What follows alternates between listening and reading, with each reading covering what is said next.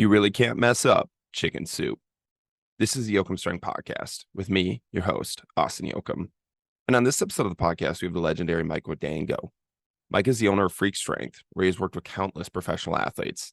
And on today's podcast, he takes us down the rabbit holes of how he built this lasting business, his learning process to become a more open-minded coach, and his crazy story of how he went 5 years without caffeine, as I'm chugging a double espresso right now doing this intro.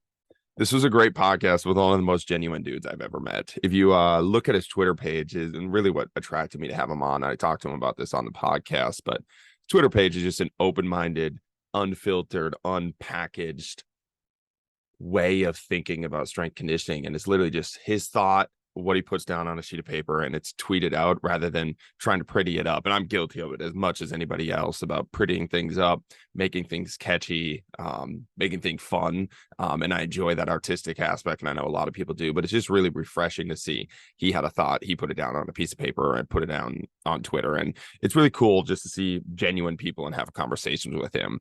I want to thank you guys all for listening as well. We are 500 downloads away from 100,000 listens.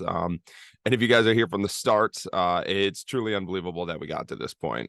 We were getting like 20 downloads from like my mom and the listener's mom when we started. Like our friends and family were the only ones listening. And now each podcast is getting bigger, and each podcast has a crazy amount of reach, and the amount of countries. It's almost in like 20 countries now, rather than 20 downloads. So just want to thank you guys. If it was your first time listening or your 100th podcast you listened to, I truly appreciate it. Your DMs and messages about the podcast are really what make this whole thing move forward. A lot of times it's like you're kind of talking to the person, and it's great to have the conversation too, which is amazing. I just like having conversations with people, really cool people especially, and like have that back and forth and have that dance. But sometimes it feels like you have the podcast and you don't even think that it's reaching a lot of people, and then you get a DM or you get a message and you understand that it's actually making a difference. The red pill is actually being taken. The words are actually being heard. And that's really what keeps this whole thing moving. And I don't want that to be unknown or go under the table. And I feel like I haven't done a great job of letting people know that on air. Let them know in the DMs. But I just want you guys to know it's makes a big difference. And yeah, thank you guys for taking your time out of the day for listening to a bunch of meatheads talk and a bunch of wannabe philosophers talk on this podcast. And with all that sappy stuff being said, let's do this. Boom. Before we hit the intro music, I wanted to introduce to you guys the Yoakum Strength Insider. The Yoakum Strength Insider is our online training platform that takes all of the ideas that we talk about on this podcast and implements them into a program that is available to you at the touch of your fingers. Our goal with the Yoakum Strength Insider is to create better movers, to level up your life, and to move forward from where you are. We do this in a holistic fashion. Not only will you receive a program that has helped hundreds of people become better movers, you'll also receive access to our app that allows you to track everything, has video links for all exercises, and allows you to be in constant communication with a Yoakum Strength coach. Along with this, you'll get our 30-page PDF nutrition and lifestyle guidelines. That includes everything from what to eat, how much of it to eat, why we're eating it, meditation habits, and other lifestyle habits that we implement with our clients to really level up their lives. If you're interested in trying out one of these programs, use podcast 25 in the discount section right before you pay for 25% off your first program. Boom. This is the Yoakum Strength Podcast. Take the leap down the rabbit hole with us as we interview elite level guests to unravel what high performance really is. All right, well, Coach, welcome to the podcast. I'm excited to have you here. Thank you, bro. I appreciate it. Yeah, we were just talking about how a lot of times you have to warm guests up, and a lot of guests like having like an outline, and then there's just some guests that just are good talkers. You can have a conversation with them, and it seems like you're going to be one of the good talkers. So I'm excited. Good. I hope so. One of the things I was talking about before we press record, and I wish we would have pressed record there, is one of the things that I really liked and really drew me to you. And obviously you have all your professional athletes and everything that you've done in the past. I don't want to negate that, but what really drew me to you was your Twitter page and how it's like you and I were talking about how you don't dumb anything down, you don't pretty anything up. Like it's literally like OG Twitter, where it's like you read something and you create a thought, and it's like your notebook page, and it's just cool to see something that's not dumbed down on Twitter, and not even dumbed down, but it's not even packaged up, which is like so refreshing to see. As crazy as that is, but it's not like marketed in any way. It's not you don't change your words or your thoughts to make it like buzzwords so people grab on or retweet it or like it, whatever. It's like, this is what I'm thinking. And it's really nice to look at your page that way. Bro, you got to realize what you just said was, Mike, you're the fucking worst marketer ever. I've been talking to some people, and I'm like, I feel like I have some really good content on the page. And I personally, I don't care if I have a big following or not. I find it interesting what attracts people and what doesn't. Like I personally, I would rather just, I'd rather no one know who the fuck I was. But it's interesting to me what actually catches fire and what doesn't catch fire. And what essentially catches fire is find something that's relatable and that's easy to read. That's what catches fire. If you say something that is, I don't know, it's the words are too big in it, and it alienates people. It makes them feel bad about themselves, especially in this industry. No one's going to like it. No one's going to retweet it because it's insecurity coming out in their end. They read it and they're like, they feel a certain way about it. If I had said something like, I never had an adult population before, never really needed to train Gen Pop or whatever, because my athlete population was so good. It funded my entire gym. Like I'm probably one of the only guys, probably one of the few gyms in the country that made a living on just training athletes. Like it's very, very difficult to do. In the industry, it's like Gen Pop for dough, athletes for show. That's what a couple of people told me. I don't know. And Kier, when I'm flat, he's rugby guy, or call me Kier. Do you know who he is? Yep. I love you guys' back and forth. Yeah. So Kier's a buddy of mine. And he just fucks with me constantly. But he said, he tells me all the time that it's, no one does what I do. He's like, I've been all around the country. No one really does what you do. So when I say things that resonate with me, it doesn't resonate with anyone else. So as a result, no one likes it. But if I say something like, oh, you don't need to train athletes, just train general population, it's the same fucking thing. I get 100,000 views on that because it resonates with people and it makes them feel good about themselves. And it's like, oh, well, he's right. It is the same thing. But no one fucking knows it's the same thing. I know it's the same thing, but they didn't train any fucking athletes. Like, you know what I mean? But it makes them feel good about their insecurity. So I kind of think that's all Twitter is find something that makes someone feel really good about themselves. So they like it, retweet it, and we share. It's confirmation bias. That's all it is. People just retweet and share confirmation bias that makes them, feel good about where they are in the world. And I don't really give a fuck. I've had a lot of people ask me to put out products, and I don't have the time or the inclination. Like I don't want to. I don't know. I just don't give a shit. I don't need the money to do it right now. So I don't put out products, and like, well, we want to learn something that you have to say. So I was like, all right, I guess I'll just tweet whatever I learn. So that's kind of just all I do. And as a result, like, I don't know, I have like 2,000 followers on fucking Twitter, which is absolute dog shit. But I feel like one of the things there, though, is like your quality of followers, though. Like if somebody's following and going through, I think that's a big difference than somebody hitting because this is one thing that I realized is like sometimes, especially when Instagram reels were going crazy, you would post a reel and you get 2,000 followers. And before, if I got like a follower, let's say it was like a 10% conversion rate of just posting like stuff that I find value in, and stuff that slowly like built up an audience, 10% of those people would turn into clients, online clients. You get the 2,000, like the viral reels, the like low quality follower, something along those lines. It turned into like 0.001% of those people are doing anything with you, purchasing anything from you. So I think there's a big difference because that's the thing I see, like a lot of young coaches specifically now, they're getting stuck in this like viral train. It's like they went viral once. Now they try to create all of their content to be viral to keep up with that. But it doesn't build any depth to your audience. And it's great. Like, and that's not to say like you don't want anything to go viral, but you have to have some depth. I talked to one of my buddies about this who's starting up like a running business, and it's like balancing like your art and your depth. And I call like art like kind of what you do, where it's like actually what you're interested in, actually what you're writing about, your artwork. And then your content to be able to like bring new sources in and the whole funnel system there. But I feel like a lot of people get stuck into this viral trend of, oh, I need to go viral. So there's nothing really ever there. It's just like boom, boom, boom, TikTok views that never turn into anything. Let me unpack a couple things you said there. You had a 10% conversion rate For our longtime followers, yeah. Get the fuck out of here. Yeah. When you're building up slow, yeah. That's what we get in our brick and mortar.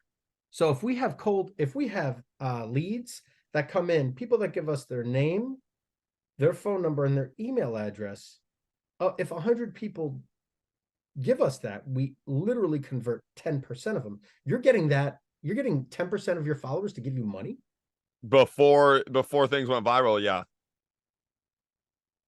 that's fucking sweet.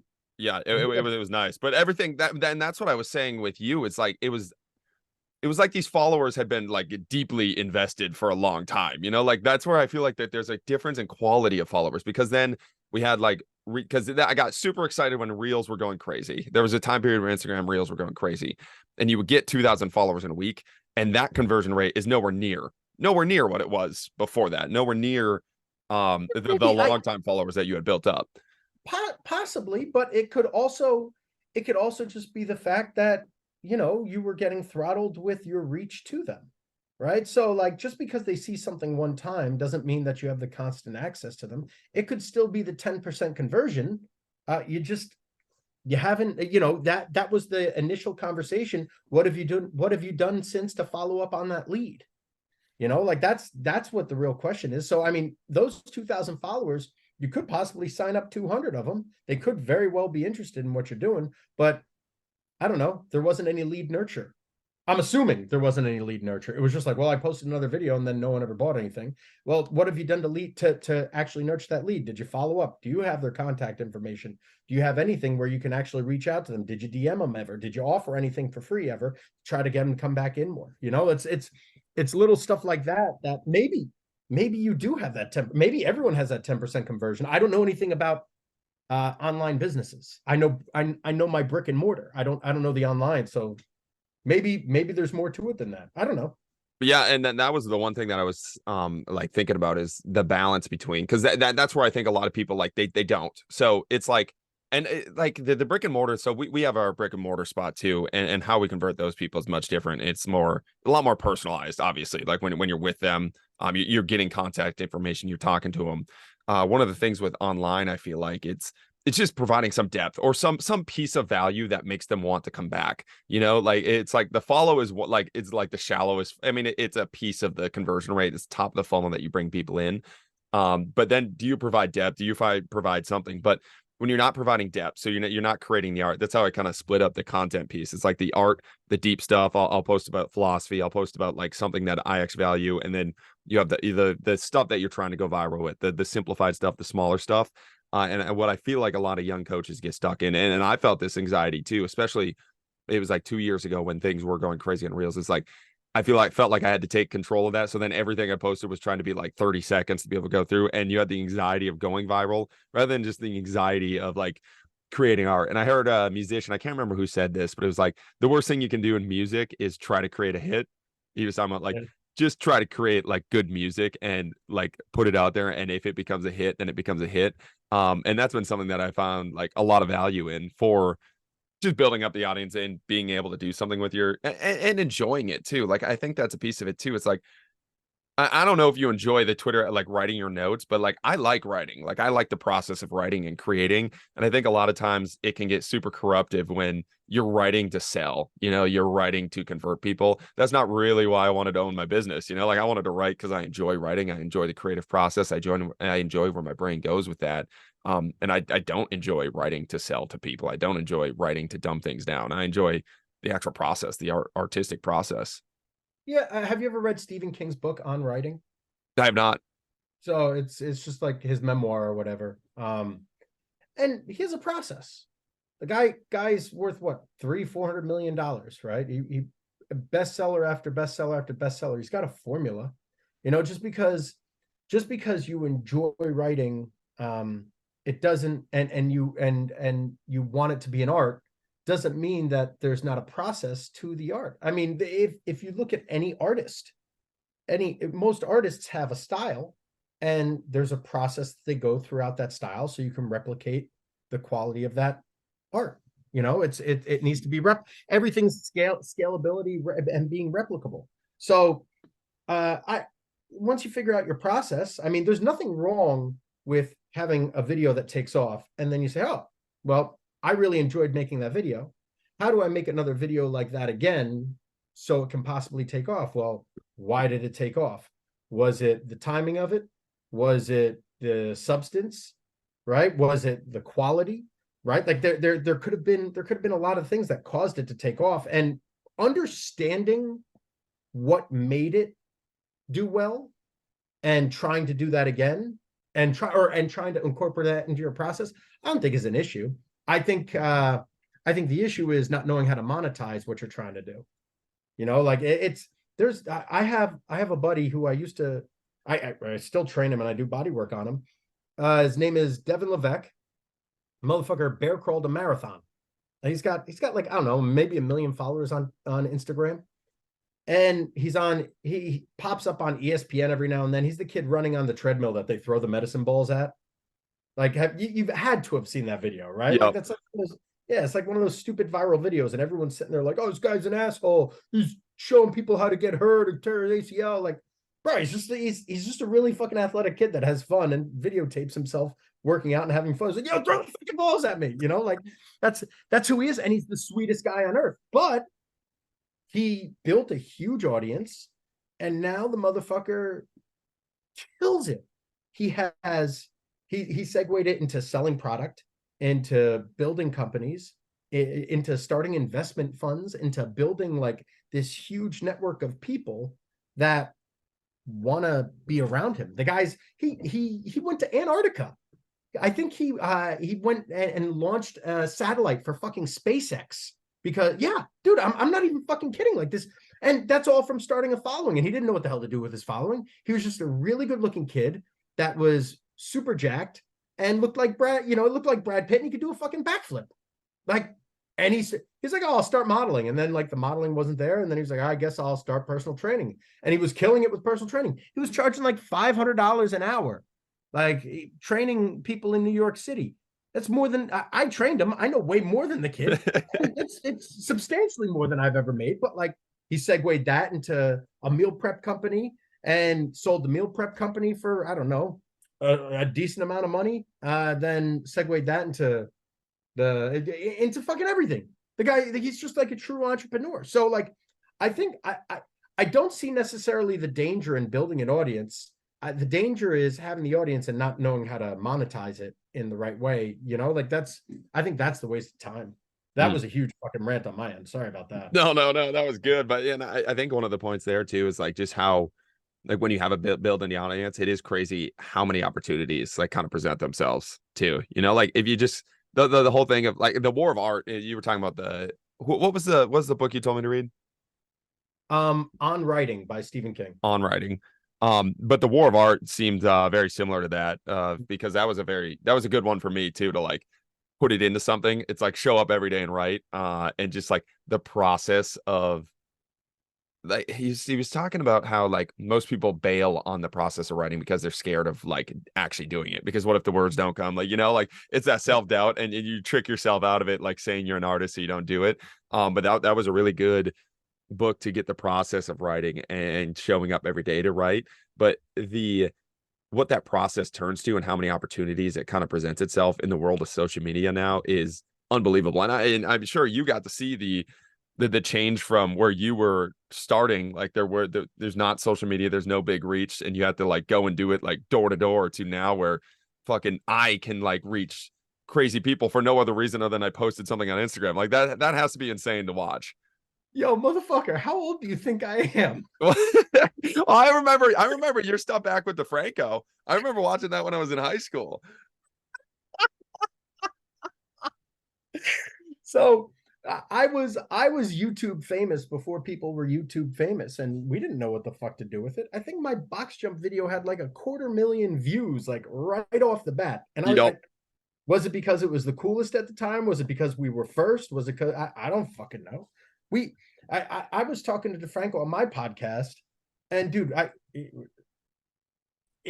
think he said if he could do it all over again, he would just follow himself around with a fucking camera. And like what he had on YouTube was like unparalleled. Like he had a corner in the market. He was like the first fucking guy to do that shit. oh, I was a huge part of the cult. I was drinking the Kool-Aid. Whatever you guys were throwing out there, I was fucking copying that day and throwing in my workout. I was obsessed. How old are you? 26. Oh fuck. All right. I'm 11 years old. So nah, bro, you were not watching this shit when you were like, were you? No, not 7, 6 years old. Hell no. The How old ones were you I when would you have been started? watching, I would have been 15. I would have been freshman in high school is when I first started getting into this stuff.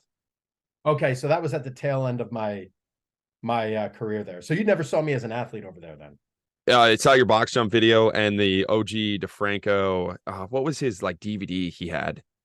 Oh, he had a bunch of DVDs. Yeah, the DVD. But you were in the DVD. You're in one of the DVDs, I swear, in one of the box jump videos. Okay. Yeah. Well, I mean, he had a documentary. He had like the Strong documentary. It might have been. Was it that one? It might have been that one is the one that I watched. But yeah, that would have been.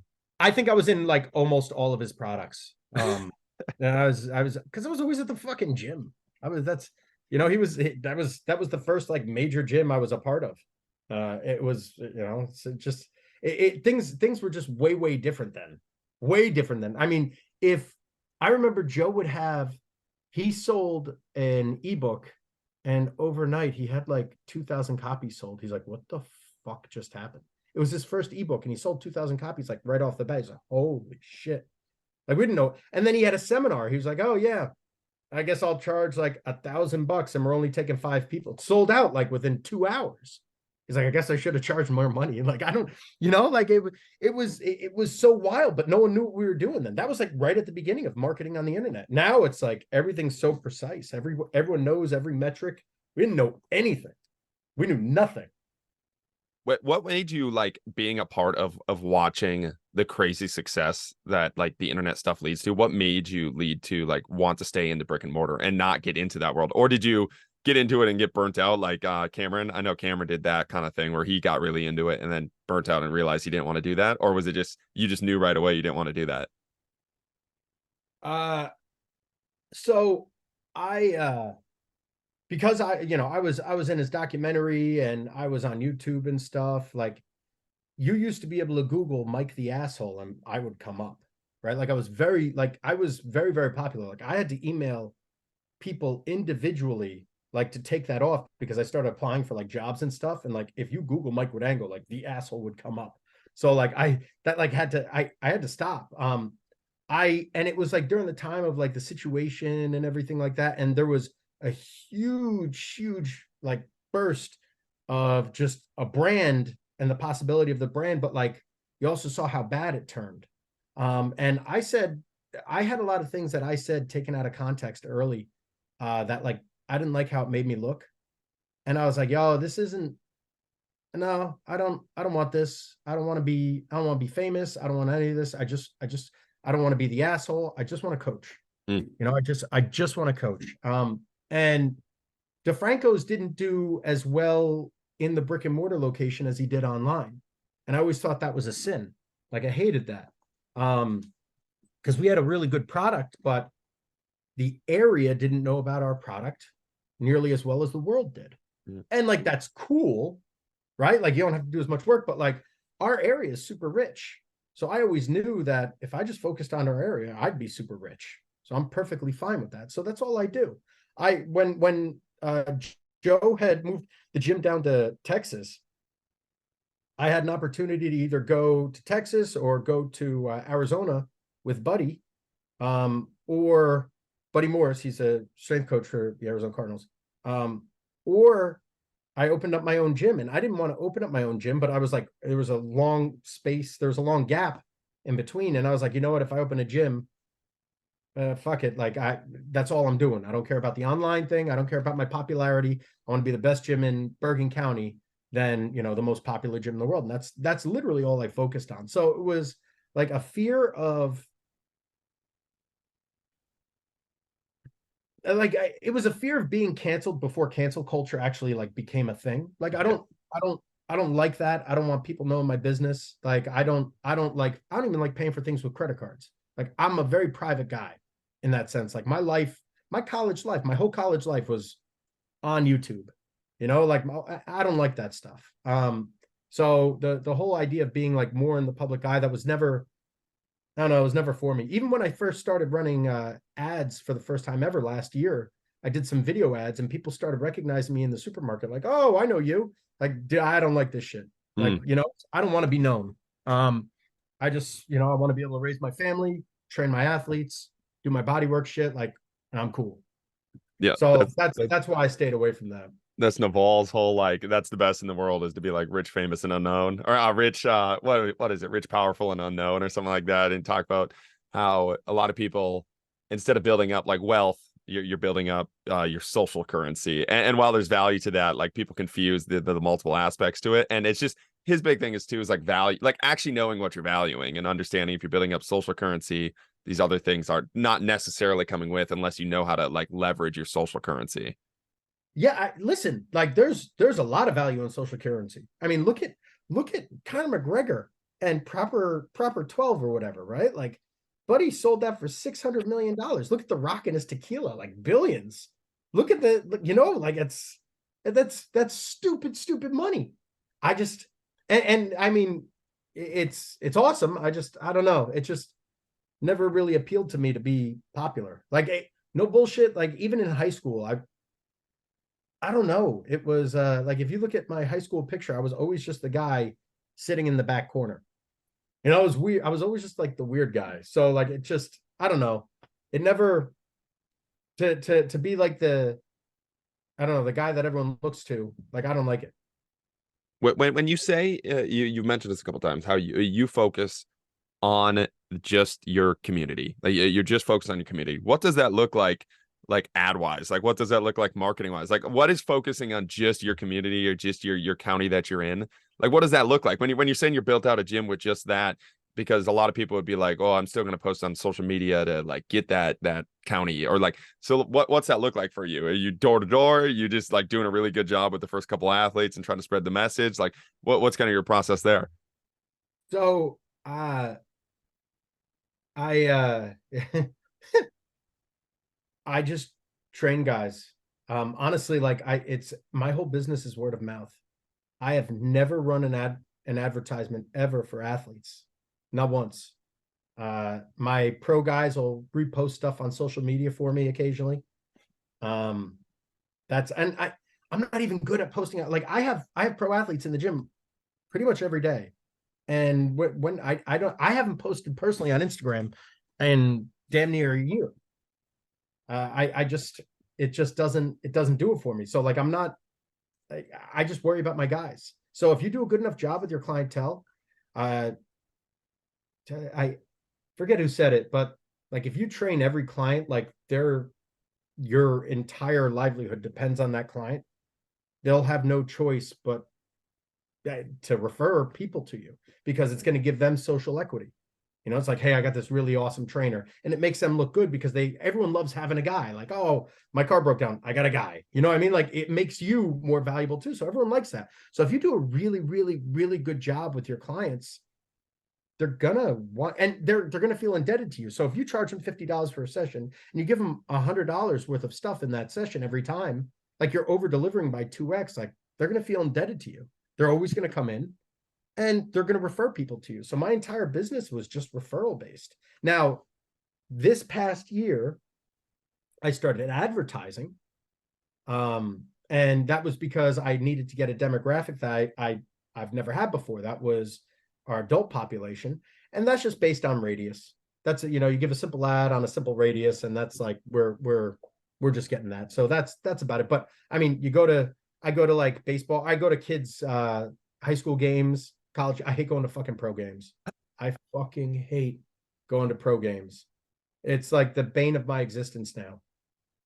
I can't stand it. Like if I'm not able to actually be on the field or be on the court and help you, I get a better view from the couch. Like I don't want to be surrounded by all these people. I don't need to hear all these guys talking shit on my guys. Like I used to almost get in fights in stands because like one of my guys would drop a ball or like miss a block or something. Someone would talk shit like, yo, motherfucker, shut the fuck up. You don't know what you're talking about. So I was like, I just removed myself from those situations.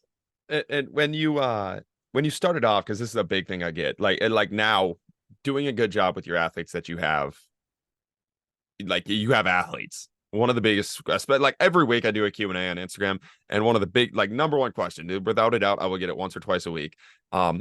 What do you do if you're just starting up? What do you do if you have no athletes? What do you do if you like you have zero? You're starting from zero. How did you get the first like couple like core? Because that's a big thing I talk about too. It's like once I got I had these four athletes that came to me right after, and I got lucky because it was right after COVID. So like they didn't have anywhere else to train. Our gym was like one of the only ones opened at the time. So we got these four people that came in, and the core, like they were the absolute core of what we did. They built out everybody. They brought in everybody. They built out our culture. And get after those four, everything kind of snowballed and was easy. What's your process of like getting those four? What's your process of like getting that, like the very first person? If you think back today, like what was that kind of like for you? So I started training guys. My first job as a trainer was for DeFranco. I had started training guys for free for DeFranco, like just a guy. I think a strength coach. One of his coaches didn't show up to a session. He goes, "Yo, Guadango, you want to take this kid?" I was like, "Fuck yeah, I do." So like he just started throwing guys at me, and then eventually he started paying me, and I was fucking so pumped to do it. But the best advice I could give you is just train people for free. Train them for free, and keep training them for free. Shit. I think I give away, even to this day, I give away probably close to $100,000 worth of free service every year. Every year. And my business does real well. And I still give away shit for free all the time, whether the guy can't afford it or whatever. Whether, I'm fine training people for free.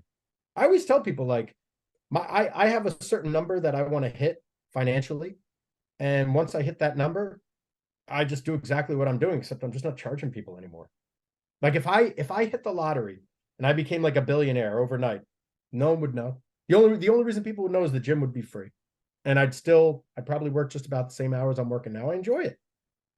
So like if you really enjoy this shit, train them for free and do such a fucking good job. Or be like, hey, listen, I'll train you for free in exchange for a testimonial, or in exchange for like a before and after picture, or in exchange for you bringing a friend. And I'll train that friend for free too for a little bit. Or maybe like, hey, lie about your price. Be like, hey, my normal price is $40. I'll train you for 20. I'll give you half price if you bring a friend. Or every person they bring in to sign up for sessions, give them $100. Like it's money you didn't have to begin with. Like there's a million and one ways to get more clients, but like it starts off with the first one or the first 5, like first 10. Just train them for free and do a good job. And over deliver on the free. Some people are like, oh, I'm doing this for free, so he's lucky to have anything. Like, well, you're not going to get any fucking referrals that way, bro. Yeah, you're ruining the just like long-term games with long-term people, and I feel like we're stuck in such like a quick hit like world that it's hard for people to like see it. Like if you're going just straight business wise, and this isn't really how my brain works, but I try to like funnel my abstract brain into something that makes sense for people that are like in the business world. It's like the value of training that somebody for free, like what that turns into if you do a good job, like it's 10x. I mean, obviously 10x your return because you're doing it for free, but like the amount of money it'll bring into your business, the amount of like value it'll bring into your business if you do a good job with it is pretty crazy. Like that was our first. So the 4 came after our very first 2 people that we trained for free when I didn't even have a gym. We didn't even have a brick and mortar place. We were breaking into my old college. My card still worked, and we would break into there at midnight and train people on their field and like in their weight room for free. And they brought in like 10 people, just those 2 people, and doing it and building out people like that. It's kind of wild just watching like what happens if you do a good job, and again, focus on the long-term game, not this like right away, right now I need the results. Yeah. And also too, I've trained tons of people for free for months, and they never referred anyone. Like, and that's okay. And I still, I still treat them the same way regardless, because you're still trying to help as many people as you can, because that's why you signed up for this. You just keep giving and you keep giving and you keep giving like that. So when I was, we had talked about like anxiety, I think before, maybe it was off air, but when I was super, super anxious, I was also super depressed because I was so fucking anxious and I didn't want to like fucking live. Like, it was terrible. I was like, if this is what life is, like, I don't want to fucking live anymore. This is awful. And I just kept giving. Like, I would donate my time. I would go to charities. I would clean floors, like whatever. Like, when I felt horrible, when I felt my worst, I just gave. And whether I got, and I never got anything in return for it, like I didn't do it looking for anything in return, but you just sit there and you give and you give and you give. And then it's like, it's really weird that sometimes just by giving, it just fills up your cup. It's I don't know. And I don't see anything. And down the road, I mean, yeah, sure. It typically pays off, because if your name ever comes up in conversation, like, oh, that guy's a fucking man. You know what I mean? And that's all you need. And then all of a sudden, like, that conversation turns into 3 sales, and they didn't even actively sell, right? But like, even not even from a monetary standpoint, like just intrinsically, when have you ever felt horrible just helping someone out? Like, I don't know. And I mean, what the fuck are we here for? Like, we became strength conditioning guys or personal trainers, not because we wanted to be millionaires. Like, my dad was a CFO of a couple of different publishing companies. He did real well for himself. He's a sharp dude, but like, I never wanted that life. And he and I, like, if you had us both on the podcast right now, same mannerisms, same like times, and each conversation when we fucking stutter, same amount of times, like, he's my fucking twin. And I guarantee you, if I had walked down the path that he went, I would have the same kind of success that he had in the same industry. Like, I'd almost guarantee it, because we are who we are. But I didn't come into fitness because I wanted all the money in the world. I saw my dad's commute into New York City every day, and I was like, yo, I don't want that life. Like, he'd come home and just get pissed and hit us, like, because he sat in fucking traffic all day. And he said, like, what kind of life is that? And my dad didn't like brutally beat us. Like, I don't want to fucking twist that up. There's a guy frustrated at work. You know what I mean? But like, that's not the life I want. I don't want to be stressed out going to work. And I used to, and it's funny, I always said I never wanted to a commute into New York City. And one of my clients he lived in New York City, and he paid me to go to him. And it was some of the worst. I always said I never wanted to do it, and I ended up fucking doing it, and I fucking hated every minute of it. Driving into the city was like the worst thing ever.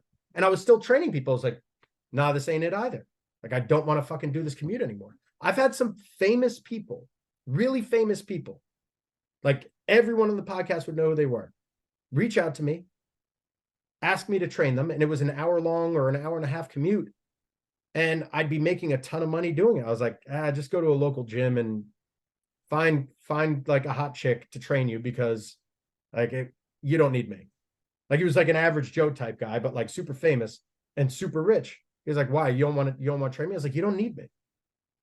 Because just go to the gym, get a hot chick to train you, and you'll never miss the session, and you'll always work hard because you won't want her to think you're a pussy. Right? So like, that's all you need. I don't want that. I don't want to be uncomfortable. Like, and that's that type of grind. The hour-long commute, if I spend an hour in the car each day, 14 hours a week, that's what it comes down to. It's one day every 20, what is that? One day every 12 days I spend in a car. Fuck that. One day of my life. Fuck that. I don't want that. So we got into personal training because like, we want to help people, because we want to live our life a certain way. So like, training people for free, no problem. Like that's why should that ever be an issue? Now, granted, if it takes time away from your family, you know, the things you want in life, like cool, but like that, then you know, you got to decide what's important to you. But I have no issues with training people for free, even now. Like if someone really needs something, like absolutely, man. I've never let money get in the way of me training anyone. And that made me think of like Kier and DeFranco are actually both like inspirations for this. Of like, I mean, Kier says that it's like one of his things where he talks about how like making sure your business works for you and not you for it. And that's one of the things that I've been realizing too. It's like the big shift was like not going college sector strength conditioning, go private sector because then you have more freedom. And then I'm like talking to some private sector guys. I'm like, the private sector isn't any better for you than the college sector. It's almost worse because you don't have benefits.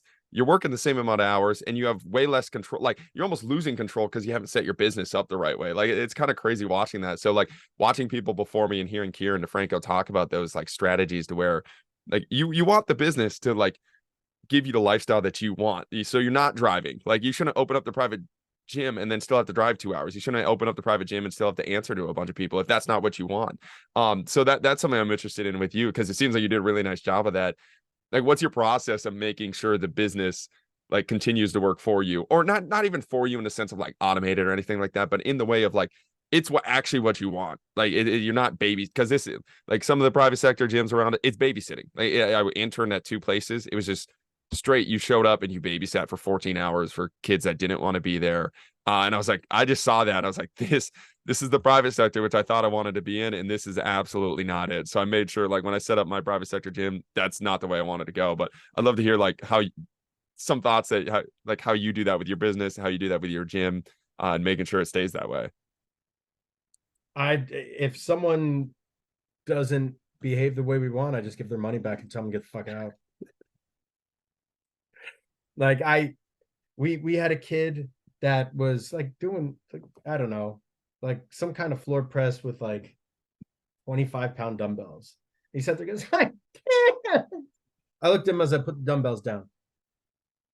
You either don't behave like that or you just fucking leave. And I think he was like 14 years old or some shit, or 13 years old. I was like, we don't do that shit here, bro. Like, I'll call your mom right now and give you your full refund. Like this shit. I said, bro, I'm here to help. I want to fucking help you. I want to build you up. But like, if you ever do that again, you're out. You are done. You know, like I don't train anyone I don't want to train. So I don't know anyone. I'm like, I don't know. Like I didn't know who Kevin Love was when I first started training him. Like someone was like, do you know who Kevin Love is? Yeah. Yep. He's a Minnesota guy. Okay. So I don't know. So I didn't know who he was. One of the Cavs coaches reached out to me and was like, hey, do you want to train Kevin Love? I said, who's that? You know, I think I said, like, listen, as long as they're not a cunt, I'll train anyone.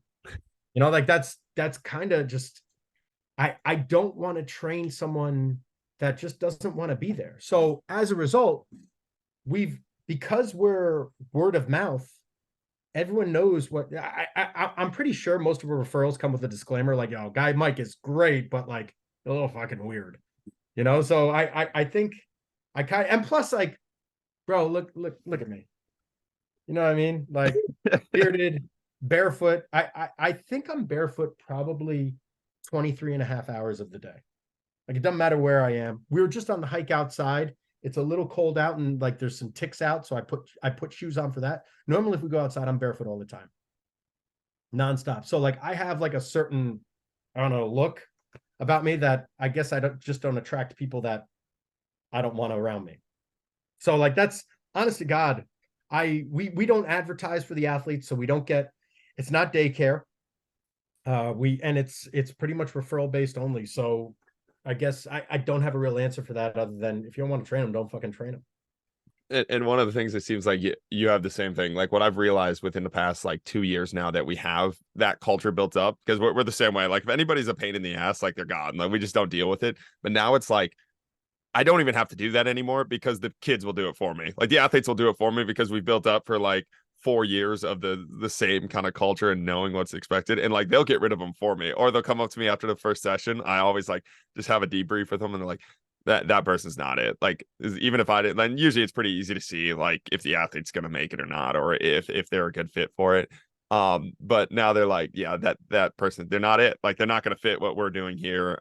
They're gonna, and I think once you get to that point, it's so nice. Like it's so nice that like I show most of our business, 90% of our business is online. At any time, I just shut down to brick and mortar if I wanted to. But like, I don't want to because the sessions I show up to are amazing. Like sometimes they're pains in the asses or like just whiny or like crabby just because we're working out at 6 a.m. Sometimes they're like that. But like every session I get to show and hang out with people that I like and coach them. And they're good people that want to like move forward. So like, it's a benefit. Like that's my job is I get to go and hang out with people that I like for a couple hours a day. Like this is the best thing ever.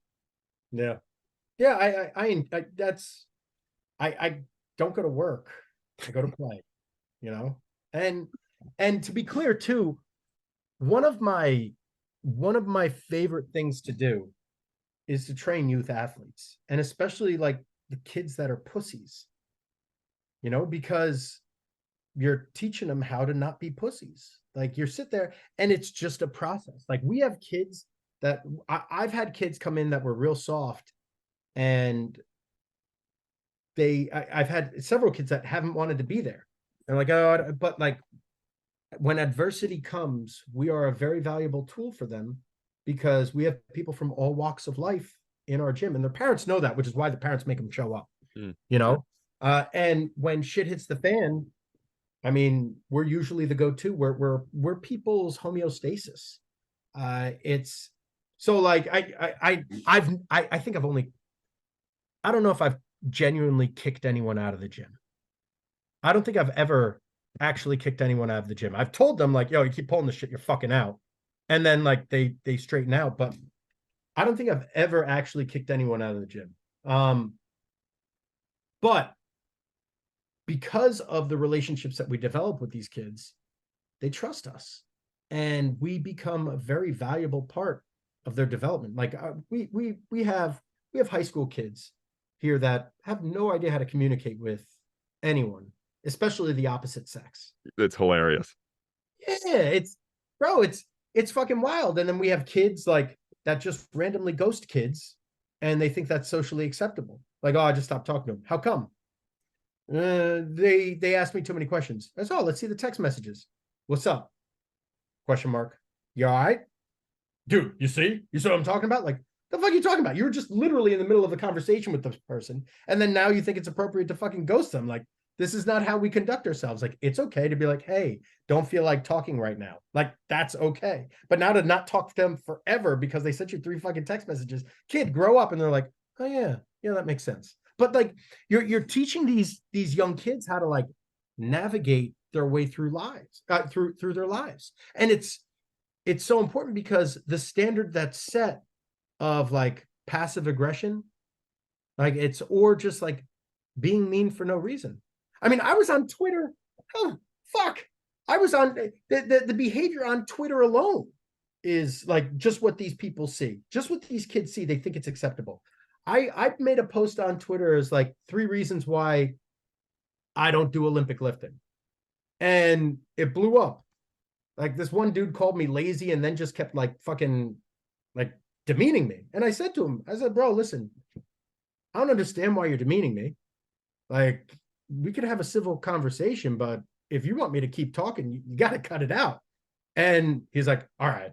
You know, like, why? I don't know. I've never said, I didn't say anything mean to you. Why you got to be so mean? But like, this is what these kids see, or these interactions. And they're like, all right, well, when someone's mean to me, then I just stop talking to them. Or like, you could just address it. Like, they have no conflict resolution strategies. No idea. Like, I saw you arguing with someone on Twitter like last week or something. And I almost commented, I was like, who cares?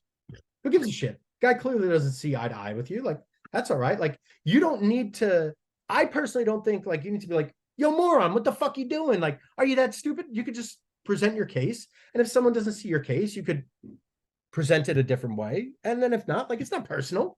It's just where they're at. You know, like, and these kids, they see what everyone does on Twitter and they think that's acceptable behavior in a society. Like, no wonder everyone fucking hates everyone. So, you know, like we have an opportunity with these youth athletes, or these just the youth in general, to teach them how to properly communicate and not to, like, I don't know, be a total dick. Yeah, and I think I think that's a good thing about a podcast is like you can just like have a real conversation with somebody and do it.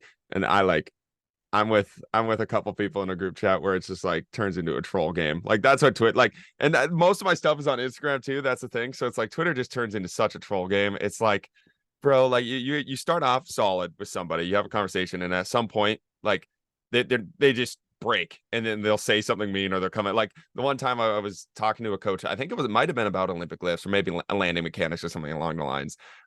Going back and forth, and at one point, like. And it was actually good. I was like, okay, this is a solid conversation. At one point, he said something like, "You only train fucking ultimate frisbee athletes" or something like that. Or something. I'm like, bro, you're a Division I strength coach going off like on this like what's going on here? So I'm like, from that point, I'm like, I'm just trolling people. Like it's such a troll. Like you can't take it serious. Like I play it, and that's why like I probably had to do a better job of communicating. Like it is a game. Like I feel like it's such a game. Like Twitter is such a troll game. Like you just meme these people, and it's I don't know. I don't take it serious enough, and I need to. I probably should take it more serious if other people are looking at it that way. No, no, take it however the fuck you want to take it. Like, don't listen. Like, this is you're just looking at one fucking Neanderthal and like his take on the world. Like, that's you live your life how you got to fucking live your life. I Kier thinks it's the funniest fucking thing ever. It's kind of hilarious sometimes. Whenever someone like rips me or something, Kier's like, "Yo, just tell him you fucked his mother. Tell him you fucked his mother." You know, like I was like, dude, like I'm not doing it. Like I think that's funny with my boys, but like I don't know these people. Like I'm not gonna treat them like pieces of shit. Like I there's a quote: "Don't let someone's behavior." What was it? Don't let someone's behavior impact your behavior or something like that. I forget what it was. Oh, don't let don't let the actions of others dictate your own. You know what I mean? Like I'm going to continue being me. I'm just going to be me no matter what. Like and I'm okay with that. And as a result, I'm only going to have a couple thousand followers as opposed to like probably you or Kier who probably have like I don't know 30-40,000 fucking followers. You know, and you guys will just get to keep growing because like that's what Twitter is. Or that's what social media is. It's based on engagement, which is based on conflict, right? Like if you look at my conversations, I try not to have conflict. I try to have discourse, civil discourse. And that's not sexy. Yeah, now I'm gonna have to go through your threads, and whenever somebody's a dickhead, I'll meme them for you. I'll get them for you. Yeah. But very few people are dickheads to me because like how can they be? I'm pretty bland on the internet. Like I'm pretty vanilla. But so anyway, like I don't think we've talked about any fucking training shit yet. It's just been stupid bullshit that I've been all the business stuff that we're going through. One of the things that I do want to ask you about before we get into the training stuff, you said you went 5 years without caffeine. Yeah. Can you tell me about that? Because I'm actually really interested in that. So I used to take Adderall to study. I was really good at Adderall. I was great at Adderall. I would take it a couple times a week, and just whether it was Adderall or modafinil or whatever like the smart drugs were, and I just study for like 10-20 hours like straight and just go ham on it and really go crazy. And I was a huge caffeine junkie too. I would take 2-3 scoops a day of whatever the fuck it was. It didn't matter. It was going down the gut. I was shotgunning that shit, blasting Taylor Swift and lifting heavy shit. You know what I mean? Like that's what I was doing. And I think it caught up to me, or maybe the stresses of life caught up to me. And I went through a period where I didn't sleep for, I think, either 8 or 10 days. Straight? And yeah, I was only able to take like 10-minute naps like once or twice a day. And I'll never forget, Hogan called me up and he almost started crying because he was so like upset for me. Because he knew I was going through like whatever shit I was during that time. And we didn't know, I didn't know what the hell was wrong with me. All I knew was I couldn't breathe. And because I couldn't breathe, I couldn't sleep. I remember I was running hill sprints one day at like 4 a.m. and Hogan was like up for practice. And he texted me, goes, "Hey man, hope you're doing better." I was like, "Nope, I'm up right now." He goes, "What are you doing?" I was like, "Hill sprints." He said, "Why the fuck are you doing hill sprints?" I was like, "I'm trying to beat the shit out of myself so badly that I collapse and finally faint and fall asleep." And like he was so upset. He's like, "Dude, like, look," he's like, "Do I have to fucking come home?" I think this is when he was with the Bills. He's like, "Do I have to drive home right now? Are you fucking okay?" You know, like I was real bad. I ended up going to the ER because half my face went numb. I thought I had a fucking stroke. Jeez. And went through all these tests, and my dad was there because I drove to the hospital. I was like, Dad, meet me at the hospital. I think I'm gonna fucking crash. I don't know what the fuck to do. Met me there, stayed there for hours, and then the doctor came in, and she goes, "What do you do for work?" I said, "I'm a personal trainer." She goes, "What?" My dad says he owns a gym. He goes, "Oh, well, you have anxiety." I said, "Bullshit, I have anxiety. What the fuck you mean I have anxiety?" So here, take this. So what's that? It was like Xanax or something. I said, "No, I'm good. I'm not fucking taking anything." I said, "How can you say I have fucking anxiety? Like, this is the dumbest thing ever." So I was talking to my buddy who was a psychiatrist, and we were going back and forth on stuff. I was like, "Dude, I think it's asthma, whatever it is." And he was like, "Well, take Benadryl." Well, what do you mean? Why would I take Benadryl? Well, if you think it's allergies or asthma induced from allergies, Benadryl will help it. And not to mention, if you have anxiety, Benadryl helps for 70% of the cases of anxiety. I said, "Get the fuck out of here." So I took a Benadryl, and I don't take drugs. I don't even take Advil. I had a shoulder surgery my senior year of college, and I took one extra strength Tylenol. Like, that was it. And I took it once. That was it. And then I just fucking suffered. I don't know. I'm a weirdo. So the only drugs I take are like medicated cocaine. Um, so which was the Adderall, by the way.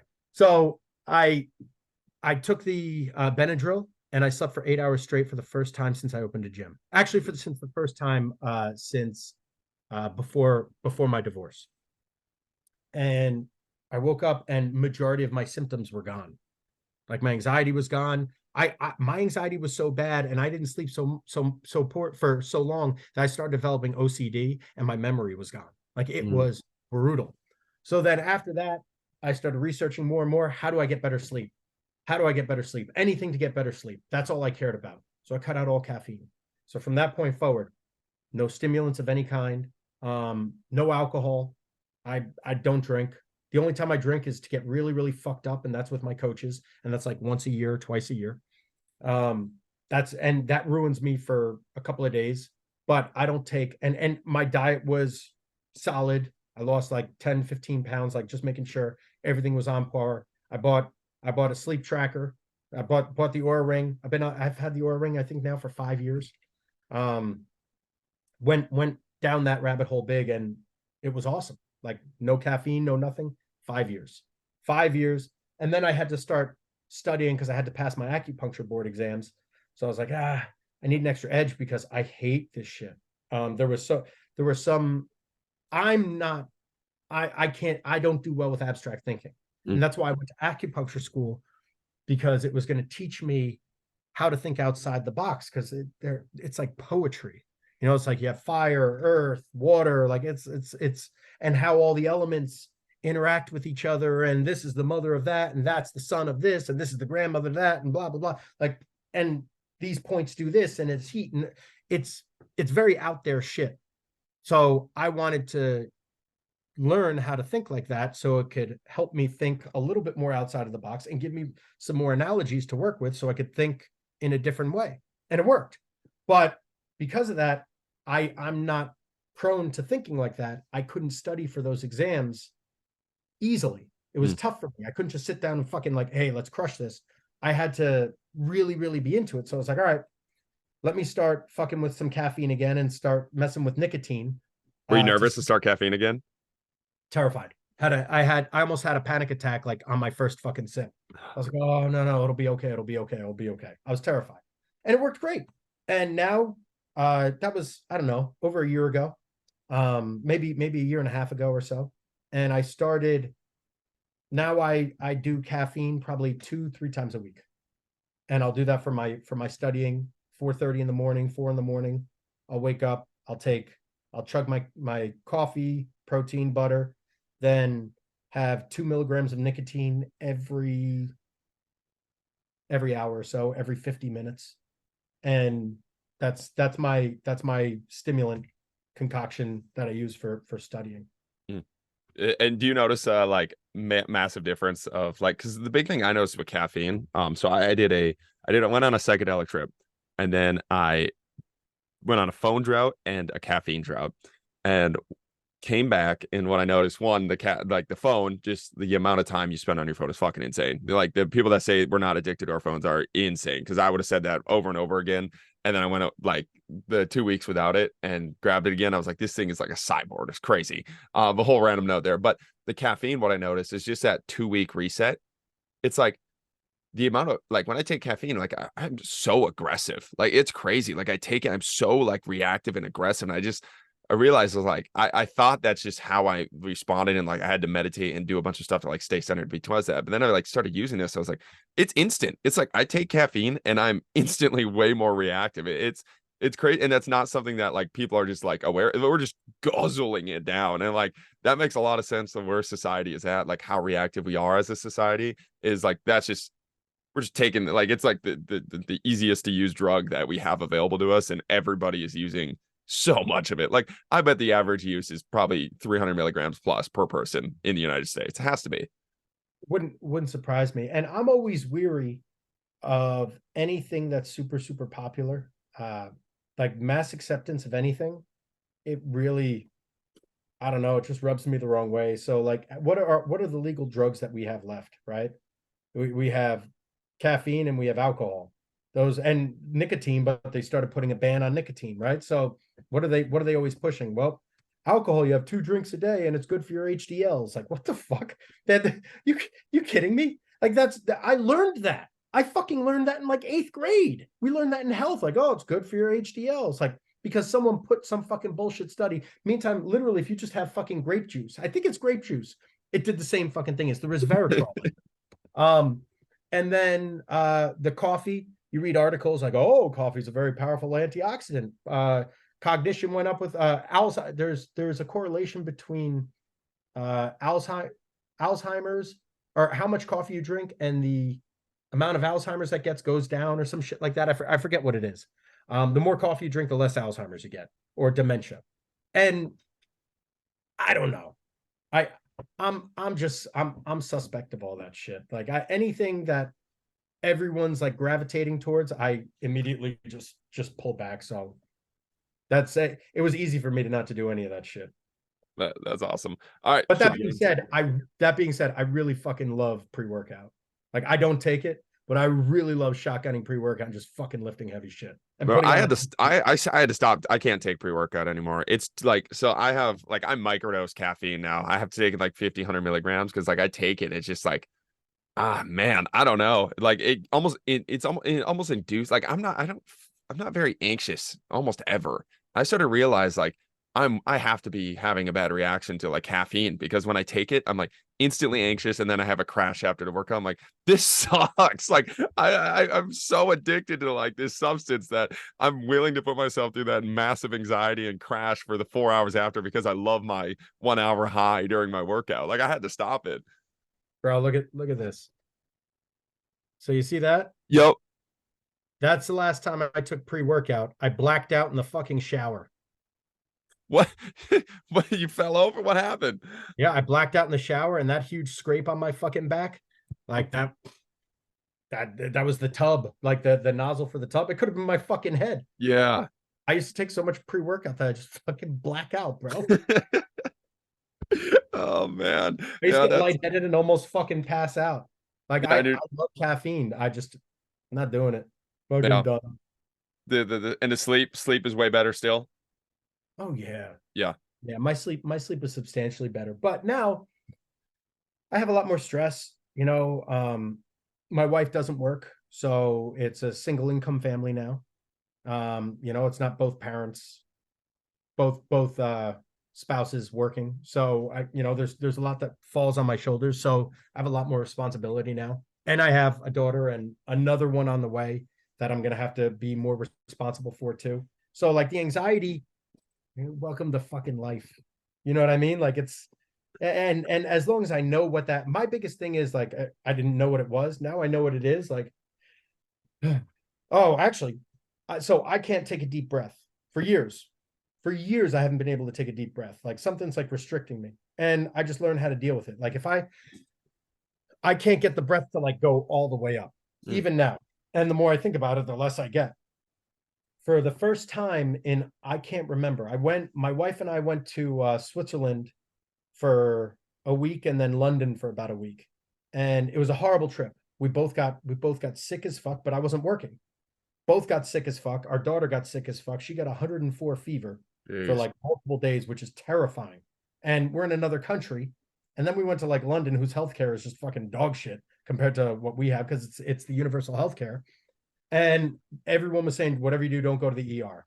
You'll be there forever, and they're not going to help. Like, unless she's dying, they're not going to help. So I'm sitting there with my daughter, and I was stressed to the max. And from not working for 2 weeks, our last 2 days in London, as stressful as they were, in the middle of the night, I woke up because I was able to take a deep breath. I was like, what the fuck? And then I was like, no way. I never get 2 in a row. Got 2 in a row. Got 3 in a row. I was like, holy fuck, I can breathe. So after not working for like 10 days, I was able to finally fucking breathe. You know, it was, and that was a stressful trip for me, but my life, apparently I interpret as stressful. So it's like, I just deal with that shit all day, every day, and do my best. And I know if my sleep is dog shit, my anxiety gets fucked. So I make sure I'm hard in on my sleep. Have you for like focus, have you played around with methylene blue at all? With what? Methylene blue. What's that? It's like a weird blue dye, but there's half the people that have used it, like I'm a responder to it, so I take it. So it's a little like I wonder if I have one with it. It's like this thing right here. So it's like they come in little tabs. It's kind of fucked up because it makes your mouth all blue. And you can have it in different, like you can put it, some people put it in their drink, but half the people that I've had used it like respond super well to it. And it's like for me, it gives me like super good tunnel vision. So like if I'm reading something or studying something, crazy tunnel vision. But they have one I accidentally took, so they're just blue, and they have a product that's just fuck, I can't remember what they call it. But it has nicotine in it. I accidentally took the one with nicotine and methylene blue, and I've never used nicotine ever. And I almost passed the fuck out taking that. I was so lightheaded. And it's like a tiny amount of nicotine too. But it was my first dose. I was like, what the fuck am I taking right now? And I looked at it, I'm like, oh, I bought the wrong one. But the Just Blue, that's one that I've been using to replace caffeine a little bit. It's I don't know. Some people like it, some people don't. But if you're talking about like the studying aspect, that's one where I really notice I like get fucking massive tunnel vision. It's crazy. But anyway, sorry, that was a different rant. So one of the things I want to talk to you about with training, you said one of my favorite things that you said is the athlete said, Coach, cheetahs don't stretch. And you said they don't play Fortnite either, you pussy, or some shit like that.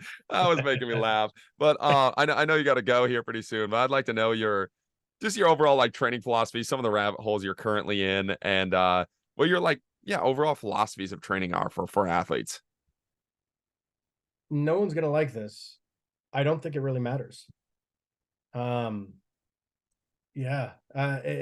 think getting stronger is easy as falling out of a boat and hitting water. The guy that cleans up the fucking gym gets stronger. You ever hear of farm boy strength? Chicken soup.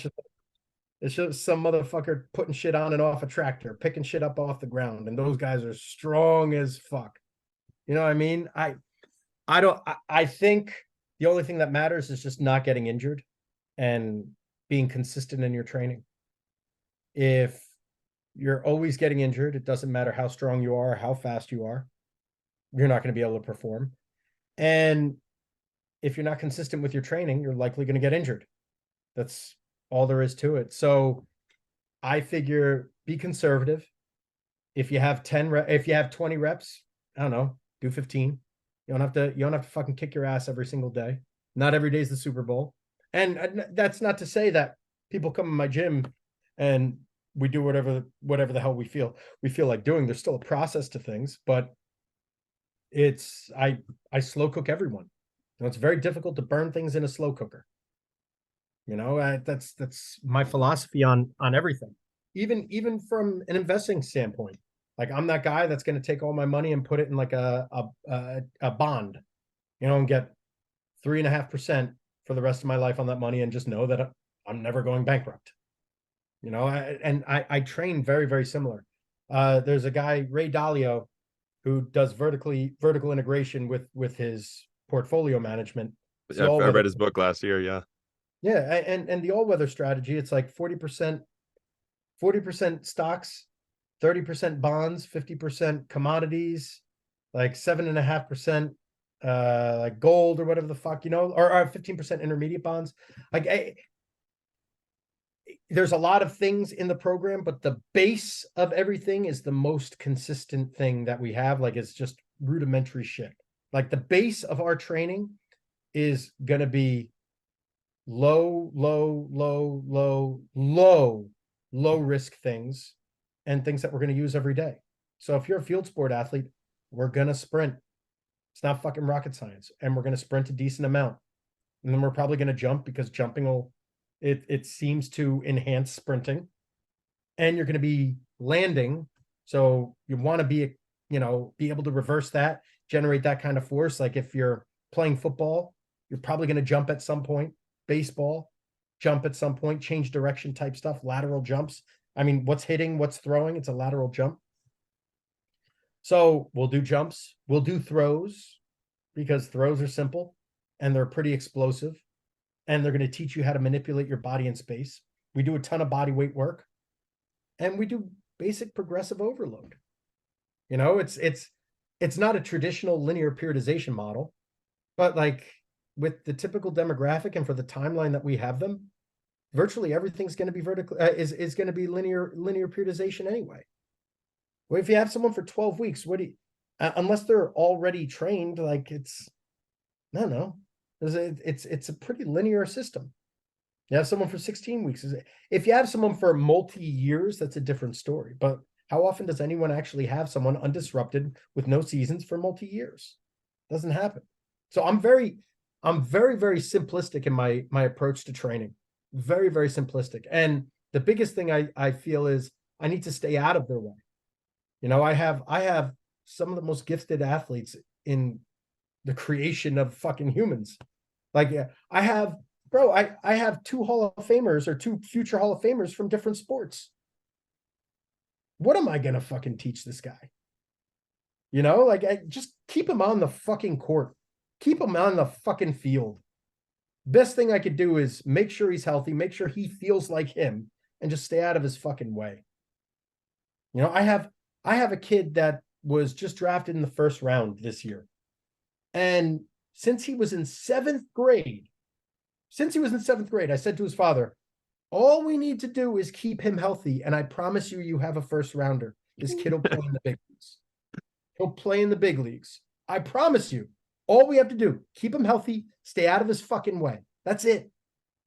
And sure as shit, just keep him healthy. He's fine right now. And this is going to be our first full off season, like training undisrupted for like 5 months together. I've had him since he was in like 7th or 8th grade. And like, it's always like mixed up times, like, because he was a 2-3 sport athlete in high school. So I'd get him for a few weeks here and there. And then I'd get him during the summers and stuff. But like, it's real simple. Real simple. Be very, very, very conservative in your approach to things and try to expose them to things appropriately and make it a logical progression. If you have someone that can't land a double leg jump or can't land from a double leg jump, that's like the amount of force that it takes to land with your body. Why are you going to have them try practicing landing a single leg jump, right? Like or if you have a guy that can barely do a body weight lunge, why are you going to load it? Make him good at the body weight lunges. Make him get real good. Or push-ups. Why would you have someone load anything if they suck at the movement? It's very practical. I try to be as pragmatic with these things and logical as possible. And I try not to push the envelope too much because they're going to, and listen, if I only have 6 weeks with someone, you and results, time is of the essence, and you need the results quick. Like, yeah, you got to fucking push them. And with high intensity, I think with the research suggests that if you have a short timeline with these people, training to failure is the answer. But if you don't, but it's just not sustainable.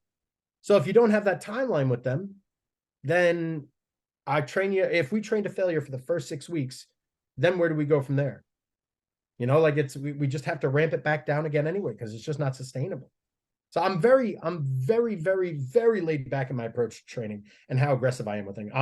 I learned at a younger age that the more important thing that I can do for these athletes is to make sure that they stay healthy and feel good, because as long as they feel good, that's going to be they're going to perform better feeling good than they will being stronger and feeling like shit, or being faster and feeling like shit. Boom. One of my favorite quotes from you is "You can't fuck up chicken soup." I love that quote. That was awesome. I'm glad we got 7 minutes of sports performance talk on this podcast. That was great. I know you got to go. So thanks for being on, Coach. This is awesome. I appreciate you, brother. Thank you for having me, man. Thank you guys for listening. Keep chopping wood. Thank you for listening.